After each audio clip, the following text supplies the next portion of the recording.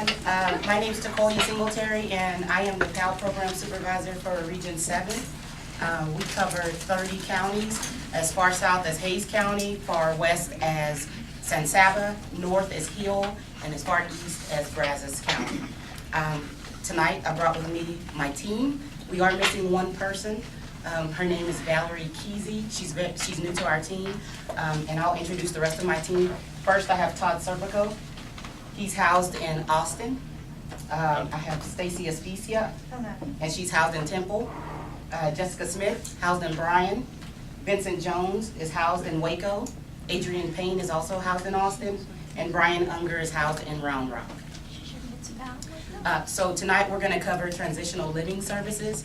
My team, we're breaking it down, and we'll each cover a topic, and I promised them that I would not speak long because I'll just start talking into the things that we're supposed to cover. So without further ado. So first we're going to talk about the benefits that our youth in care will receive. Youth in care have access to 5 different benefits. The first benefit is what we call the tuition and fee waiver. The tuition and fee waiver will pay for a youth's tuition and fees at any state, Texas state, supported college, university, community college, trade school in the state of Texas. As long as one youth enrolls in one college course by the age of 25, they lock in this tuition and fee waiver for the rest of their lives. What that means is they can receive as many bachelor's degrees as they want, master's degrees, PhDs, certifications, certificates, the whole 9 yards. They can be 20, they can be 50, they can be 80, it doesn't matter. As long as they enroll in that one college course by the age of 25, they have it set forever. The way our youth can access that is if they age out of care at 18, if they are adopted, if legal custody is given to a relative after September 1st of 2009, and if they graduate while they're in the custody of the department. Also, there's a new policy where if youth return home, they also have access to the tuition and fee waiver. It just kind of depends upon their legal status. At that point, the caseworker or the CASA just needs to reach out to PAL, and we can talk more about that at that time. Yes, sir. Does GED count as graduation? Yes, yes, sir. You're very welcome. Any other questions? Yes, ma'am. What page am I? Where am I? So this handout it doesn't go in the order that we're going to go in. Oh, it's okay. a 9-page document that our state office provided to us, but the tuition waiver should be on the bottom of Here it is, page 4. page 4. Okay. Oh, that's. Or, Yes, sir. Texas State College. So it has to be a state institution and not a private institution. So with the tuition and fee waiver, they will not be able to use it to schools such as Baylor, Rice, TCU, because they're private institutions. However, they can still attend those universities. They just will not be able to utilize their tuition and fee waiver at those private institutions. All right. What they did a credit Rice, I'm like, I don't want to pay for it anymore. They can still use it. Does the credit Rice count as college credit? You said there's one college credit. That has to be in a state school. As long as it's a state school, and it has to be a state supported school. So if they attend Rice, that's not going to count because it's private. It has to be Texas state supported. You get credit if they'll have access. Yes. And youth also in high school, they can also do a dual credit course. While they're in high school, they can take a course while attending high school, and they can lock it in easily that way. That's what we prefer, because that way we all know life happens, and who knows what's going to happen when they leave care or when they graduate or where they're going to be. So we try to enforce that, well, not enforce, but we encourage that as well if they have that opportunity. If they don't use it, can they transfer it to their kids? Like that is what that deal. Unfortunately, they can't. It's only for them. Yes. What was his question? He asked if they don't utilize the tuition fee waiver, can they transfer it to their own children? And to that answer is no. It'd be awesome if it could, but no, not right now. Any other questions about the tuition fee waiver?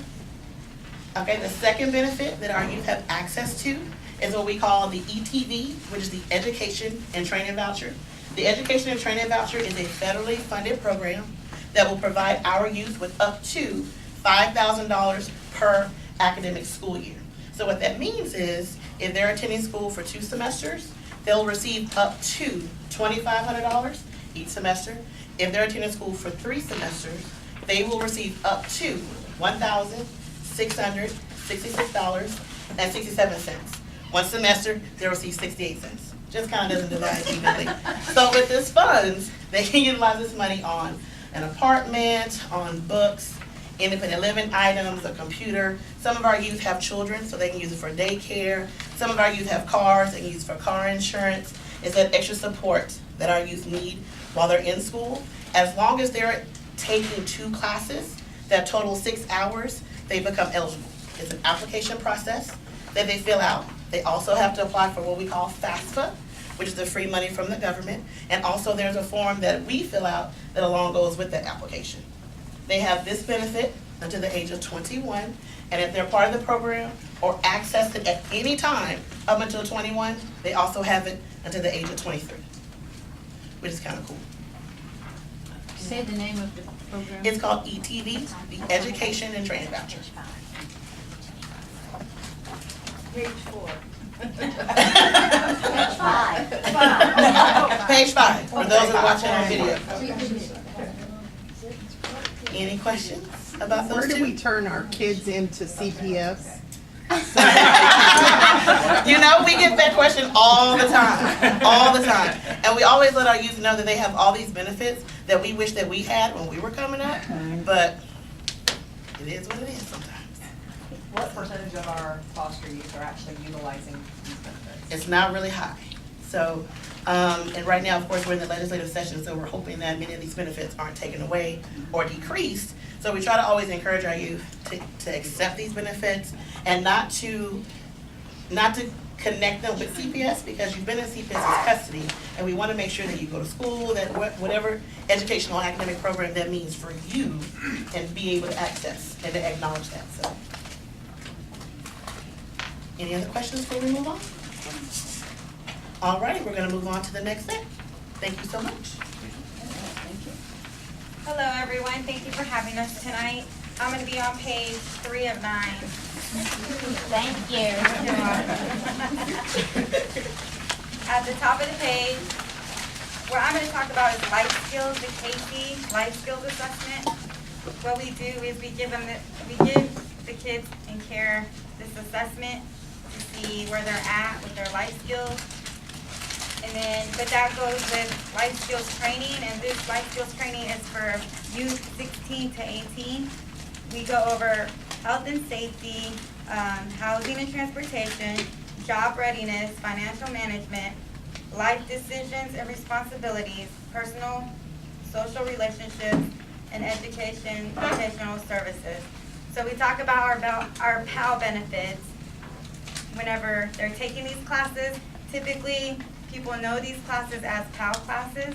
So if they say, I haven't taken my PAL classes, they're really talking about their life skills classes. But we try to prepare them for adulthood by talking to them about how to balance your checkbook, what a check looks like, how to use credit, and things of that nature. The next thing are supportive services, and this is based on need and funding availability. And we'll pay for graduation items. Okay, so it may include graduation items, counseling, tutoring, driver's education fees, or mentoring. Some of that can also come from the Child Welfare Board. In my area, that's typically where we get this type of funding.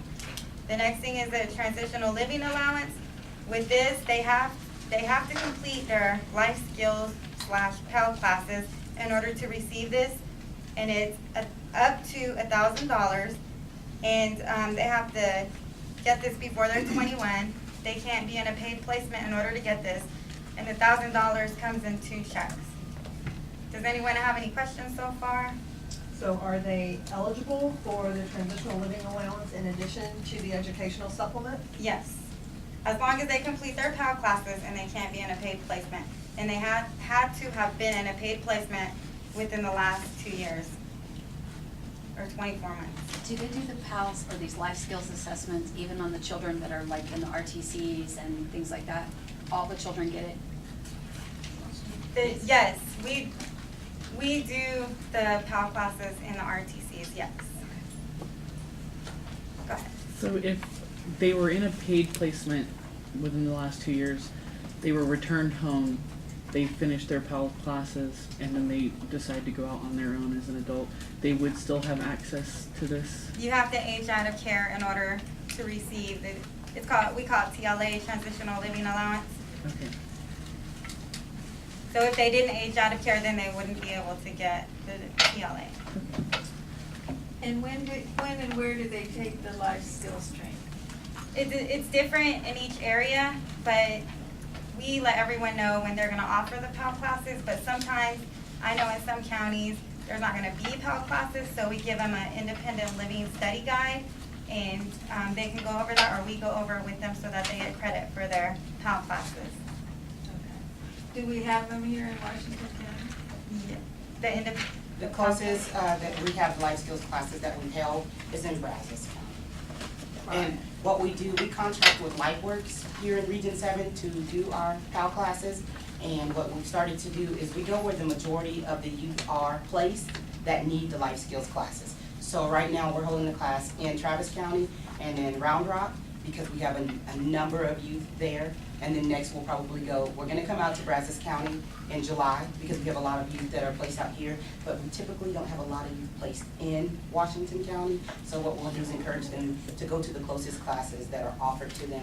And like she said, if there are none and they can't make that class, we will offer them independent living assessment guide. Is it where they're placed or where they originated? It's placement. Placed. It's placement because we have young people that are placed, that are out of Region 6, that are placed here, and we will provide life skills training to them, as well as anyone that we are covering, their legal county, maybe Washington County, and they're placed anywhere in the state of Texas, that region is responsible for providing life skills classes to them. Does anyone have any other questions? When do you start those? At age 16. And if they haven't, Okay. I'm sorry, if they haven't gotten these classes and they're about to age out, how can they get them? Well, that's what we're working on right now. We're working on getting to the kids that are about to be 18. That's our main focus right now. And they do that package, that supplements for the life, actually attending the life skills classes. That package, you can do it, you can access some of it online. And so you work on that packet with a caregiver or with a PAL coordinator or a caring adult, and they sign off on it saying that you did the work, and then you send that in to us and we'll give them credit for attending the life skills classes. And you can always get a hold of the PAL worker. I believe there's a list of each coordinator. I'm the closest one to you. Yes, Jessica Smith. So a lot of y'all have seen me before. I was in adoption. I'm in PAL. A couple of you already know me from court. So I'm the closest one. So if you need anything, just let me know. And if you have a couple of youth and you guys want to meet at the CASA place, I'll come to Burnham and we can go over their PAL stuff if needed. Do you know Harriet Thomas? I do not. Yeah, she's my child's PAL worker. Is she- Oh, she's she's in in Region Region 6. She's with Region 6. She Okay. is a Houston pal. So she's out of Region 6. Okay. And I have Stephanie Williams. Region 6 That's as well. probably Region Is that, 6. are they Waller County? Yes. Yeah, That's you guys Region only 6. cover Washington, so that's only probably Region 7 county that you cover. The rest of them are probably out of Region 6. But I would go through, since my child is placed in Waller County, then I would go through Stephanie Williams. Yes, ma'am. But if they come to Bryan or Brenham or anywhere in Region 7, then we will take care of them while they're here. Absolutely. Go ahead. Have you encountered any difficulty finding places that you rent, that this child wants to rent, not taking the voucher? This right here, the Transitional Living Allowance, TLA, it's not a voucher. They get a check for it. And I forgot to mention this. In order for them to receive the check, they have to be working or going to school. Even if they're in high school and they're living on their own, they would still qualify for this Transitional Living Allowance. Do they need to have a checking account? No. But an ID, I would recommend having an ID, because when I give out the checks, I ask the kids for their IDs. So they receive a live check then? Yes. Okay, and she's probably thinking for direct deposit maybe. Oh, okay. No, we don't do direct deposit, it would be a check. And they can get their first check, and then 30 days later, they can get another check, but they have to have gotten their second check within a year of the first check. Any questions? What about the driver's ed and all? It says here, supportive services. My 16-and-a-half-year-old is dying to get her driver's license. How do you all help with that? We go through the child welfare boards, and in my county, they pay for half of it.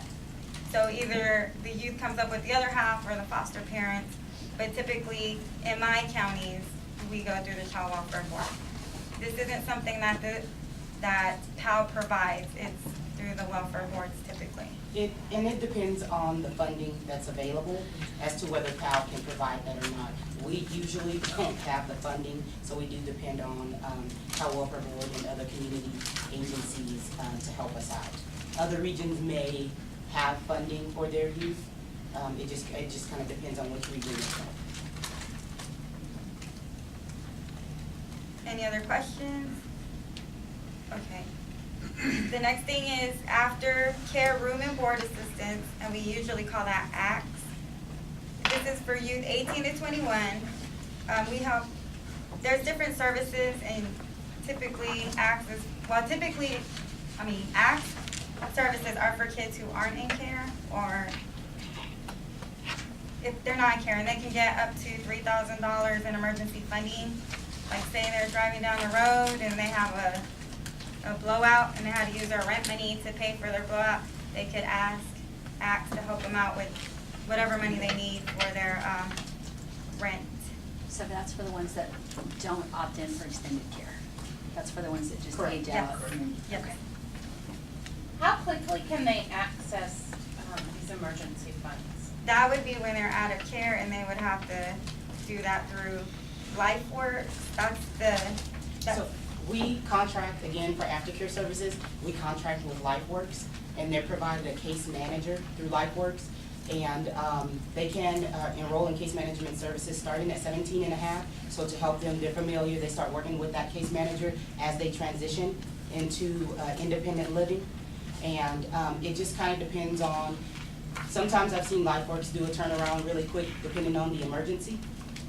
But we do tell them it's probably gonna be a couple of days because they have to get that funding approved from the finance person, and then be able to get that out to the young person. And for those of you with kids who are out of Region 6, if you have Region 6 cases, it's actually, they contract with Hay Center in Houston instead of LifeWorks. So there's different, Hay Center, Hay Center. So does every LifeWorks child is get- just not just a company, it is a community agency that we contract with. Every so often, we put out an RFP, a request for proposal for anyone to bid on contracting with the state to provide these services. And LifeWorks just happens to have that contract right now. So we contract with them for life skills classes, and this is all in Region 7. And we also contract with them for aftercare services. So And all children youth in care, no matter where they're placed, have access to a transition center like LifeWorks. So no matter what region they're housed in, there is a transition center in that county, in that region that they can have access to. So if they stay in extended care, then they don't get a case manager yet, they still deal with their CPS caseworker, or do they still get a case manager that helps with their transitional, because even though they're in extended, they're still starting to transition? So- They can still have a case manager for aftercare, even if they're in care. Okay. They just won't be able to access any of the ACRB funds until they actually leave care. And it just depends on how long they're gonna stay in extended care. So like I said, it's typically, we start providing that case management about 6 months prior to them leaving. So if they're gonna stay, you can stay in extended care until, 21, so, I know, I promise I won't talk too much further. But just depending on how long they're gonna stay in extended care. So depending on the age, it can 6 months before. I'm gonna sit down.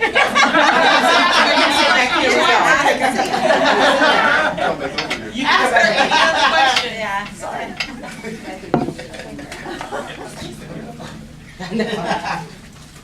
So my name's Todd.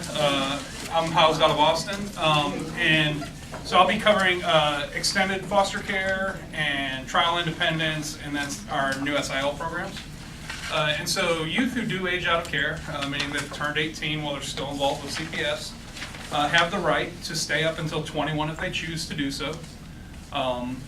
We have a variety of housing options. I'll talk about some of those in a moment. Even if they leave care, they have a right to come back. It can sometimes make it more difficult for us to find placements when they do that and they're bouncing back and forth. But they always have the right to come back and to stay up until 21 if they choose to do so.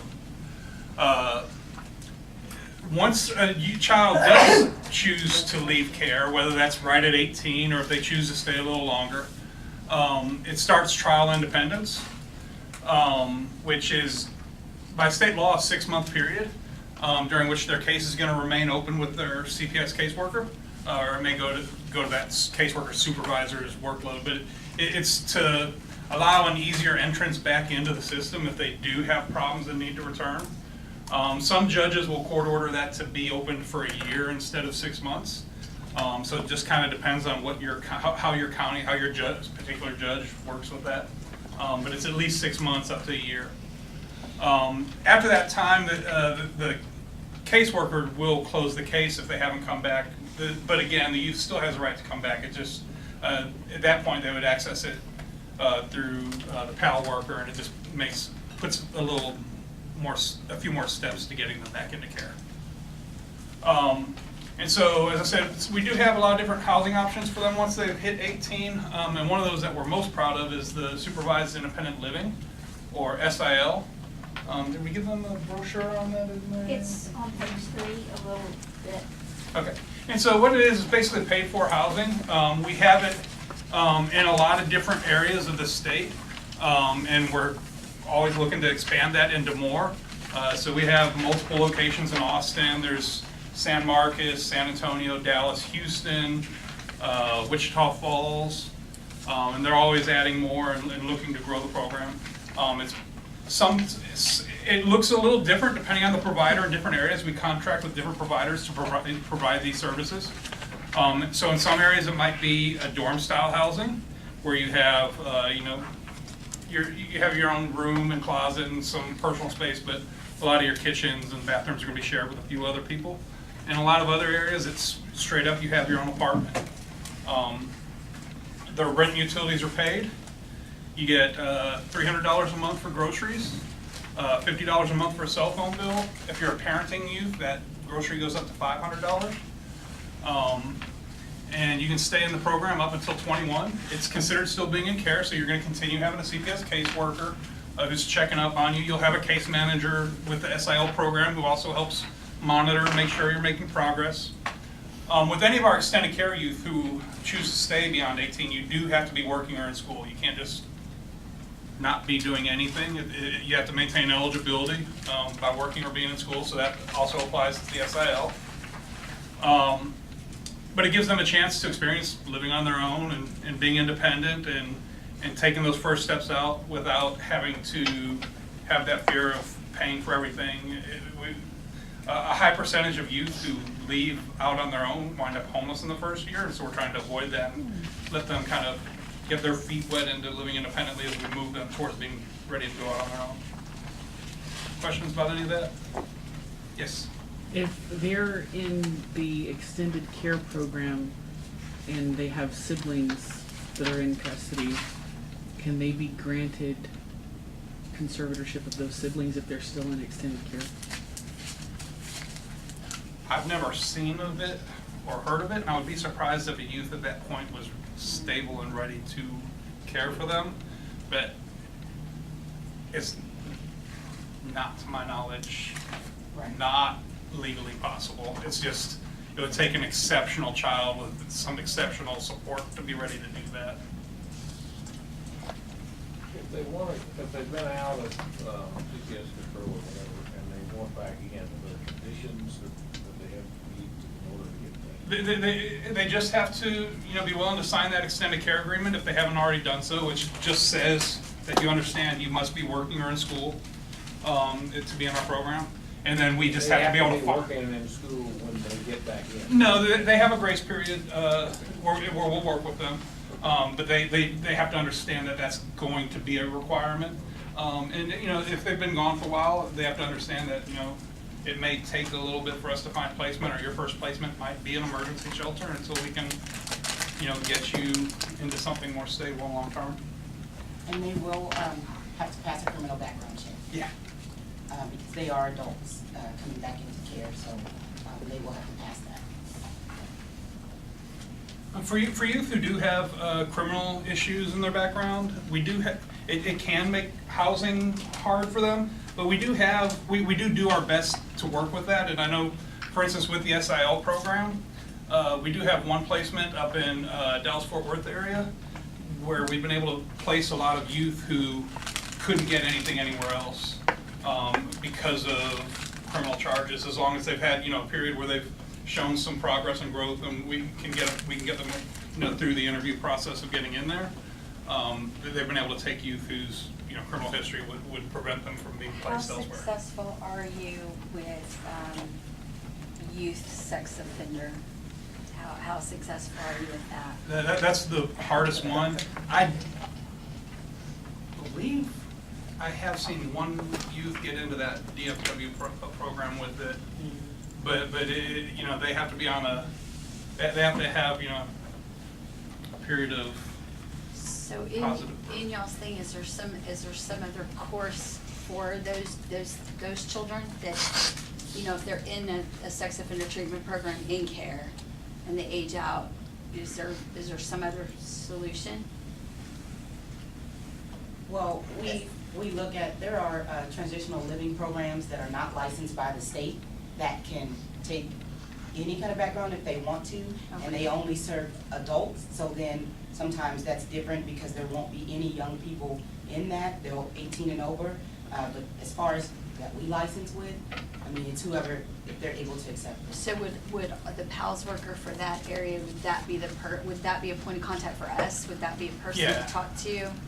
Because we can help you with lists of all the TLPs and help contacting them and trying to get you the resources. Okay. And at that point, it would be a team effort with the CASA, PAL, caseworker, attorney, if there's any mentors, to kind of put your heads together and have a meeting to discuss what's gonna be in the best interest of this youth, way before they turn 18, because if you know that he or she are in sex offender classes now, Right.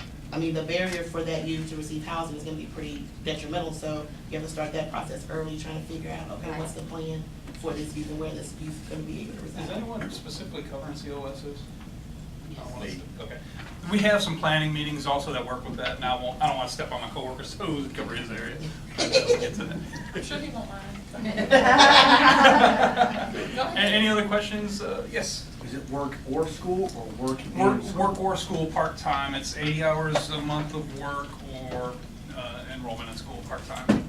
6 hours. Yeah. 6 hours of post-secondary or, part-time high school program. Yeah. Anything else? Thank you for your time. Speaking of those meetings.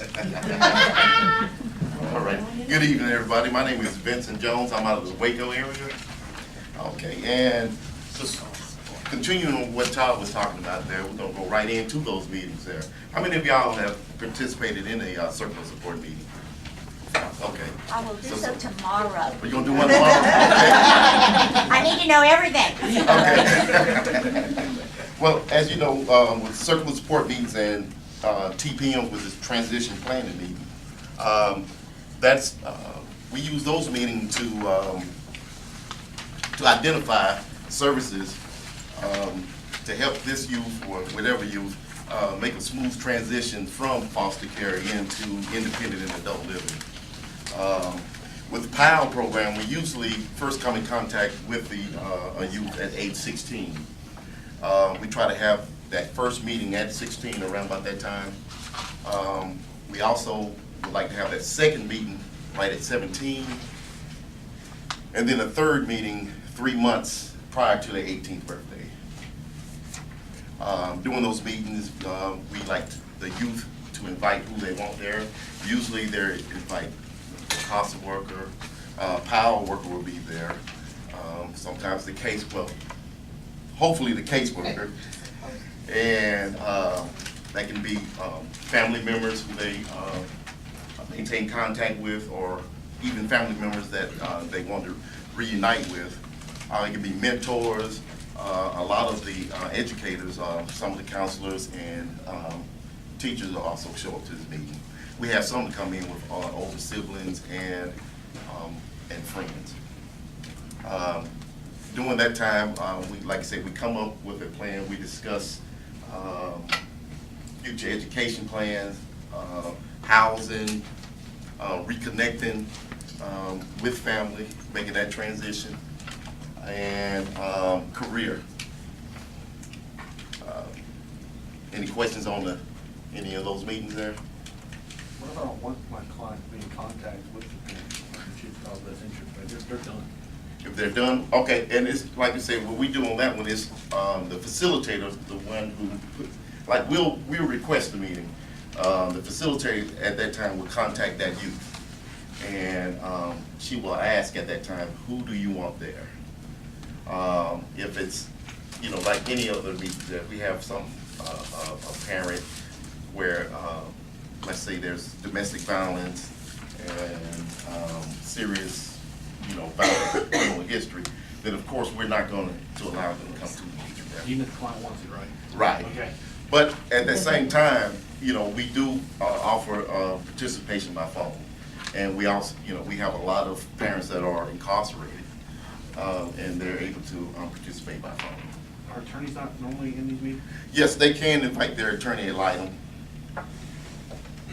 The meetings are for the kid, and so the guest list is approved by the child, and so, you know, if he has a bad, there have been cases where a kid may have a bad relationship with, say, an attorney or a CASA, and he'll say, I don't want them there. No one is gonna be at the meeting who the kid doesn't want there. Yes, sir. Are all the meetings you were describing, 3 meetings, are they all basically the same format? I've been to one of the circles of Yes, sir, they all, facilitator. facilitator, PAL worker, caseworker, and then the youth and whoever they want to invite. But it's just the stage thing, free up, hopefully. Yes, sir. Okay. You know, that first one, we're introducing them into PAL. We're telling them about the PAL classes. You know, we want to get them right there at 16. Let them know about their benefits, and you know, so they have a future to look forward to. Also, it helps them when they're making their decisions about permanency. Ready. Any decisions that are made there, I mean, are they final? Or No, they're not. We write out a transition plan. did you write a plan? Yes, and that can change, and usually it's going to change from meeting to meeting. 16, this is what I want to do. 17, this is what I want to do. Then 17, 3 months from your 18th birthday, all that is your race. Start over. Start over. Yeah, there you go. We want to do it this way. And oftentimes we have them say they have a plan A, and it is the youth's meeting, so they have this plan, and it is just way out there, and we're thinking, whoo, you gotta come down from there, 'cause it's not possible. So we're like, okay, well, that's your plan, let's make that plan A. Let's talk about plan B. What if this isn't able to happen? What is your plan? Oh, okay, well, maybe I'll go. Maybe I'll go to school, I'll get a job. Okay, that's good. We'll work on that, we'll have a backup plan. That's very true. I just had one, his plan was to go to the French Foreign Legion. that was from a movie. That's what he wanted to do. Yeah, so we'll work on a backup plan for that. Yes, also, if you have your the handout there on the second page, if you look up there, they have the medical consent. And on that one, a youth in foster care who is at least 16 years old may want to consent to receiving medical care. A lot of the time when we have that first circle of support, you know, we bring that up, and a lot of them decide they don't want to be their own medical consent. At 16, I think they have to ask the judge. But a lot of them doesn't want it. But what we do on that one is try to encourage them. Okay, you may not want to be a medical consenter, but please participate in setting up your medical and dental appointments. You know, get used to making those telephone calls. Learn about all the medication that you're taking. Learn how to advocate for yourself when visiting the doctor. You know, and let's see here. Anything else on that one? And just to give them practice on when they're on their own, because that's what they're gonna do. Once they're 18, they're gonna have to decide, hey, do I wanna keep taking this medication? Hey, I need to make my doctor's appointment, how do I do that? So we encourage them, even though they don't wanna be the medical consultant for themselves, just participate in making those appointments and talking with the physician. Any questions on the medical? Yes, sir. On the medical, is there anything that's funding that's provided for the medical services after age 18? There is, and one of my co-workers, she's gonna go over that. Just hold your horses.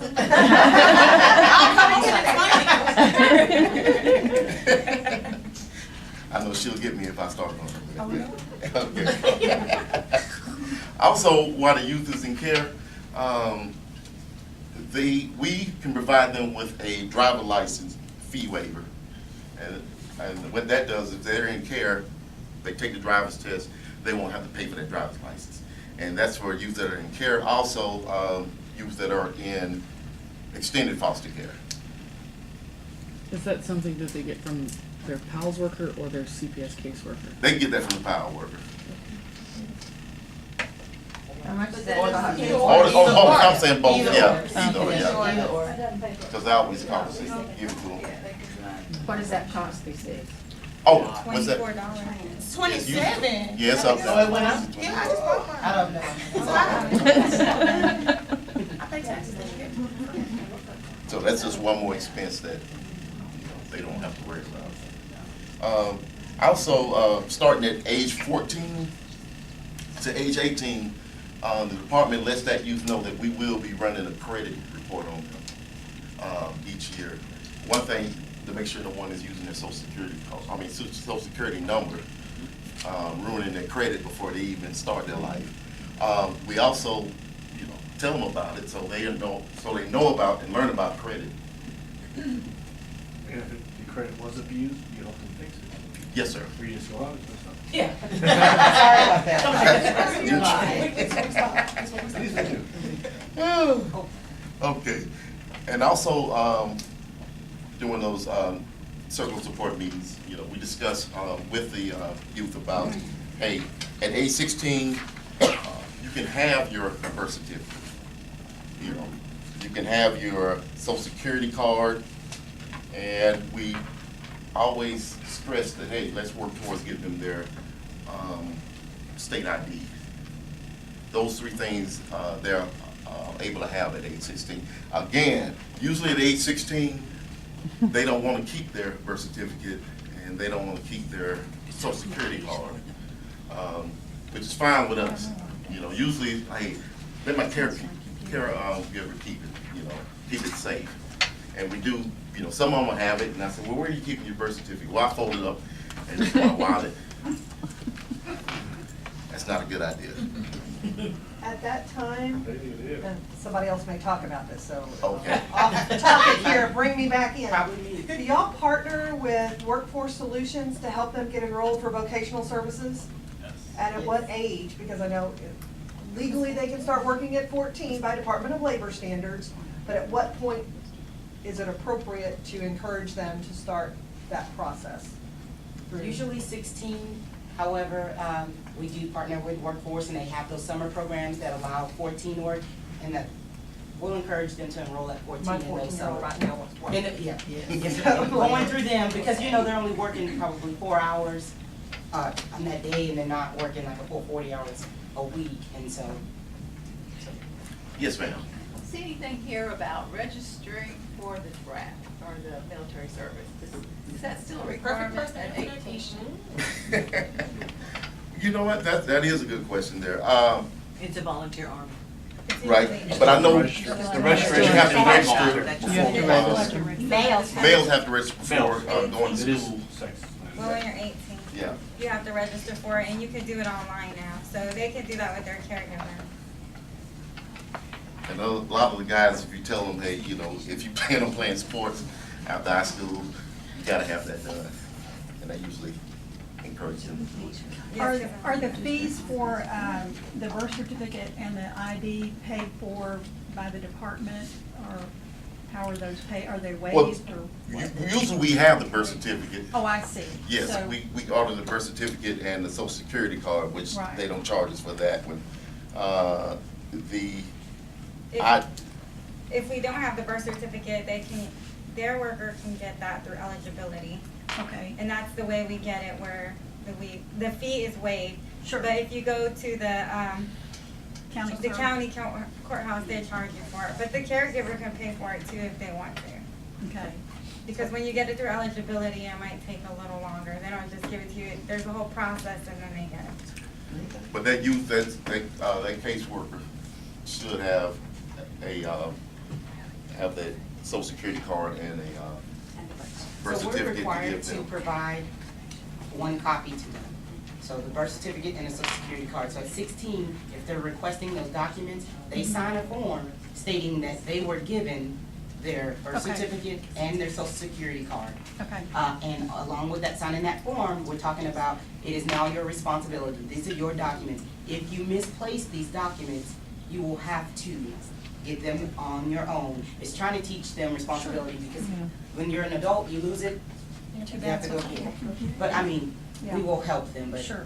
typically they sign And for the off. ID, the same thing, I mean, okay. And if there is no social security card, because we don't always get that, Right. we cannot get social security cards for them. The kid has to go either with their I recommend that the caregiver take them to get their social security card, and they'll need their school ID and their birth certificate in order to do that. But even you guys can take that. And we encourage them to really protect that social security card because now there's only a limited amount that you can get now. 9. That's all you can get in a lifetime is 9. That's why we're not allowed to get them. You can only get 9 cards in a lifetime? Yes, ma'am. What if you lose all 9? There's waivers to get it, but. You don't exist anymore. Oh, okay. The death is gonna- I don't have to pay taxes. Okay. Yeah. And that was at 16. Now, at 18, they are, at age 18, we are required to make sure that they have their birth certificate, because they're gonna need that. Social security card, make sure they have the ID card. They can get their immunization records, proof of enrollment in Medicaid, and medical power of attorney, if that's needed. So those are information that they need to have when they turn 18, especially if they're going to leave care. Okay. Any questions on that part right there? Thank y'all very much. Right. Good evening. I'm going to talk to you about the Texas Youth Connection. I'm on page 8 of 9.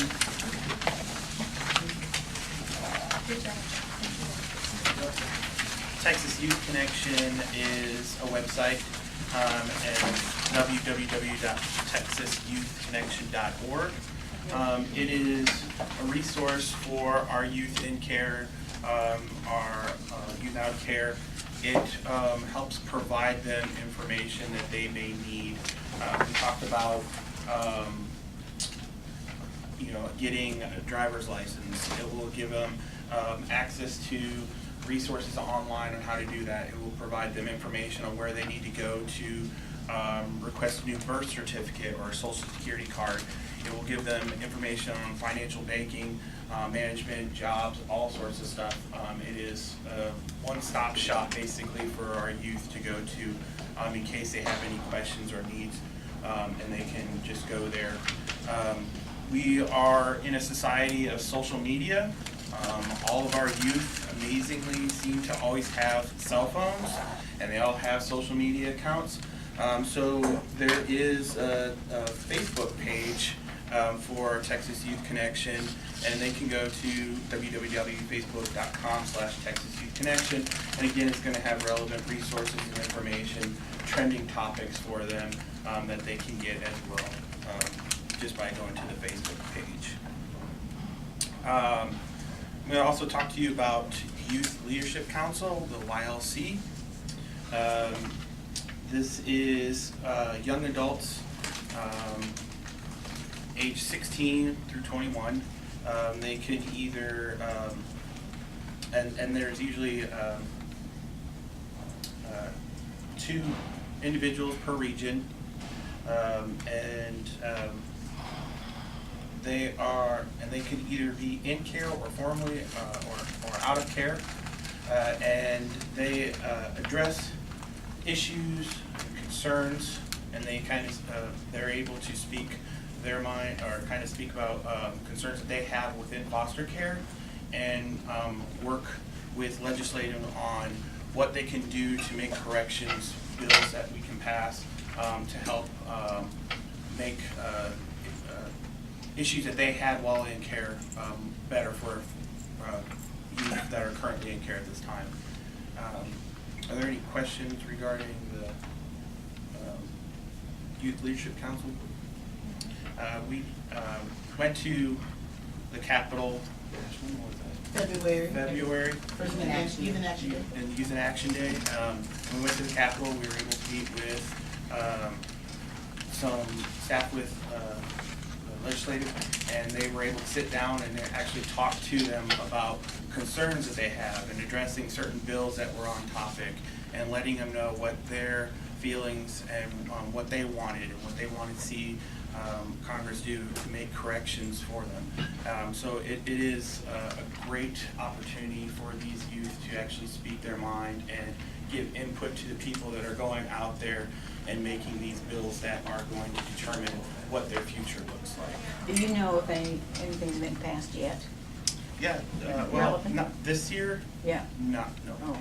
But they've had But other in bills. recent years, the normalcy bill passed, so many of our youth who are currently in care and our former youth, they actually got to testify about the normalcy bill, and it just basically allows it holds the department accountable, making sure that our youth live a normal life. Like, we no longer have to do background checks. Many of our youth, of course, want to have spend the night with friends, want to go to friends' homes. Well, before, we had to do background checks on every individual 14 and older, or 12 and older, 14 and older, 14 and older in the home. We no longer now have to do that, and that's because of the normalcy bill, different things of that nature. Also, we had a youth that's currently, she remains in care, she's in extended care. She sat and testified and advocated for a program where youth, if they had some complaints, where can they go to make these complaints that they would be investigated? So we now have what we call the ombudsman's office, where youth can call and complain about whomever it is on their case, or they're not able to visit with their siblings, they're not able to visit with their parents, and it's investigated, and then they go from there. So our YLC groups across every region has done a lot of work with the legislature and a lot of work with within the community to kind of get some things established for current and former foster youth. We also have youth specialists. They are alumni foster care. They advocate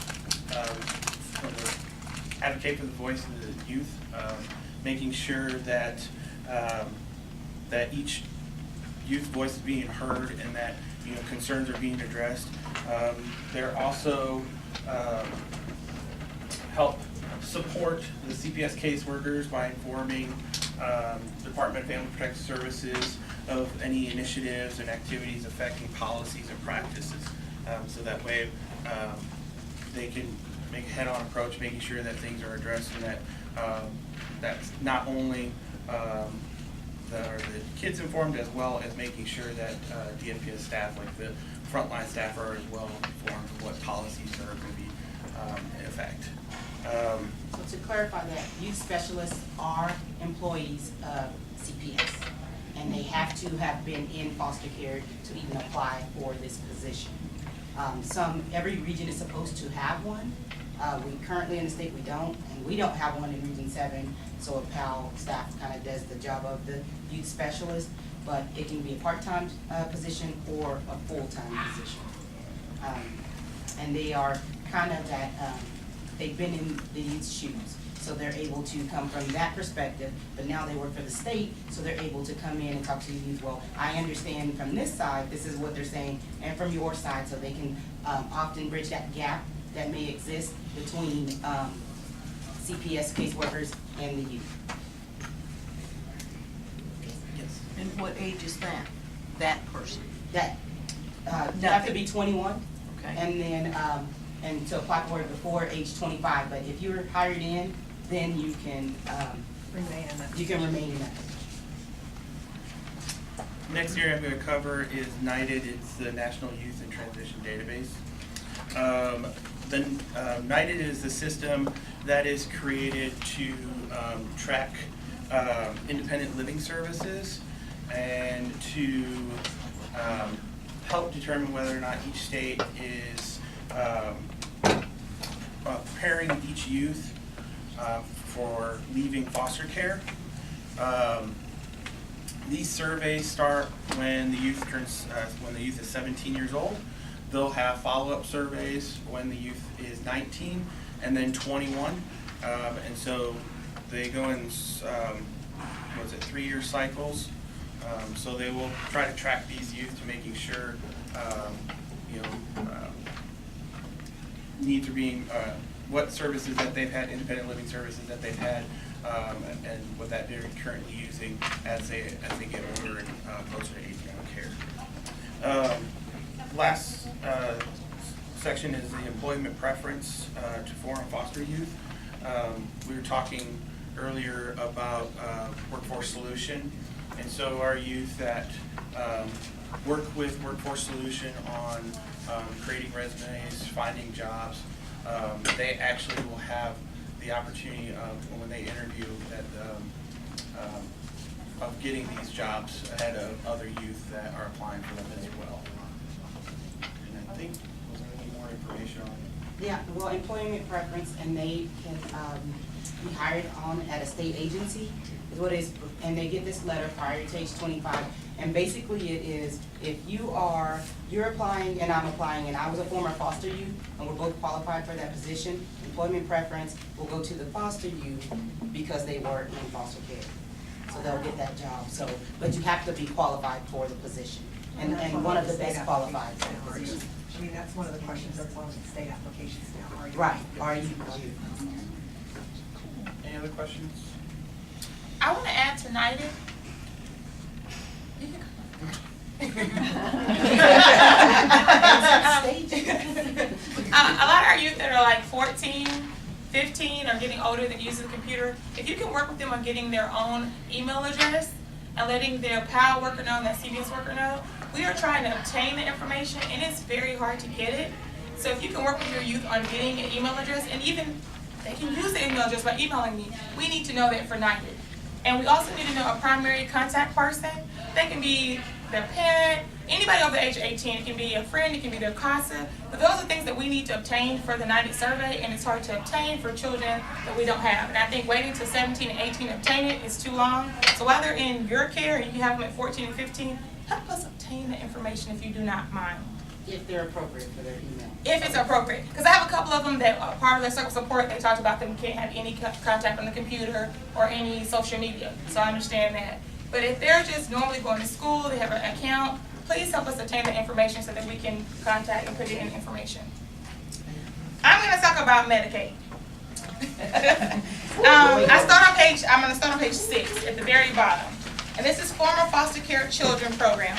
This program provides continuous health care through the age of 25. And when this is through the age of 25, it means it ends their 26th birthday. So instead of saying until 26, when they turn 26 years old, that insurance ends. So through 25, ending on the 26th birthday, if that helps explain that a little bit better.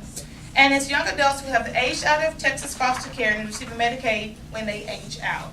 The population will receive health care services in 2 separate programs. And now we're on page 7. And youth adults aged 18 through 20 will enroll in Star Health, but switch to Star upon request. So if they want to switch over to Star Health, that insurance, it has to be requested. Youth aged 21 through 25 will receive Medicaid through Star plan of their choice. To be eligible for the FFC program, the young adult must be aged 18 through 25, have been in Texas foster care on his or her 18th birthday or older, be receiving Medicaid with he or she aged out of Texas care, and be a U.S. citizen. There's another Medicaid called Medicaid for Transitioning Foster Youth. This coverage is provided for 18 through 20. who are not eligible for the program we just discussed. Their criteria has to be ages 18 through 20, have been in Texas foster care and aged out. Care 18 or older, have been in health care and have no other health coverage. So say if they get a job and they have health coverage on that job, they cannot have both insurances. They only can have this Medicaid. Meet the rules of income and be a U.S. citizen. A qualified alien. Thank you, Stacey. There is a superior health plan, and so what I did not know and I found out is that our youth can get paid for going to the doctor. If they do their health plan and they go to the doctor and do their annual checkups or get prescription, they can get paid for those things. So a lot of youth do not know that, and a lot of adults do not know What that. things are you talking about? So they have to go to the doctor annually, or you have to go to the dentist every 6 months. If you do those things that are on your plan, they will receive money for that. For transportation, you're talking about? Not transportation. Some people offer like, you get a $25 gift card because you came to your appointments on time. Or is this to keep you healthy? It's an incentive. It's an incentive for you to go to the doctor. Because a lot of people, I'm just going to say it, if nothing hurts, you don't go. Right. But this is an incentive to keep them to going on their annual and their biannual checkups. And these are kids who are aged out? These are kids that are receiving insurance and going to the job. They can age out, but if they're on one of these programs. It's also a good way for Medicaid to know where the kids are at. Because if Medicaid can't find you, their Medicaid will be dropped. Yes. And then I was going to go to Texas Benefits, but I'm going to go down to 211. If the children, or the youth, I'm sorry if you're saying children, if the youth move or they live with someone else, please call 211 and update it so they can know your address. Because a lot of our youth move and they need their Medicaid cards, but it's being shipped to their old address or their old caregiver. So if you move or if your last name changes or something happens, just call 211. You don't have to go up to the Medicaid office. You don't have to wait in a long line. You can call 211 and tell them about your changes. And if their Medicaid is dropped, then they'll have to go through eligibility to get it back from us. And they don't want to do that because they're already on it. So just call 211 and get everything you need. It's another incentive for our youth also to be involved with the aftercare program, because a lot of our youth, once they do leave, are housing unstable and will bounce a lot of places. And if they're involved with the aftercare program, their case managers will let them use the aftercare address, the transition center address as their address, so that their mail will go there, and when they meet with their aftercare case manager, they can get their mail that way. And that way, as they're, if they are moving around a lot, or God forbid, some of our youth, once they leave, do wind up homeless, or in those situations, they don't lose their medical because Medicaid shuts it off when they can't find them.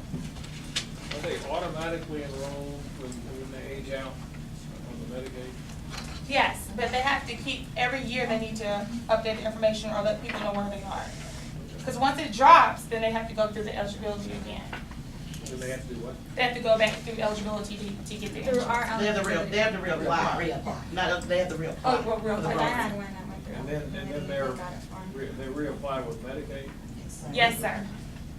Well, these are not the most reliable people. No, that's not. I worked at the So 211, if you can, I don't know if any of y'all have ever called 211, but I have done this to try to help with Medicaid, and I'm so frustrated by 45 minutes later, I'm like, I'm hanging up, and I know how to maneuver the system, so imagine young people trying to do, they can get very frustrated, and they're like, forget it, I'm not gonna do it.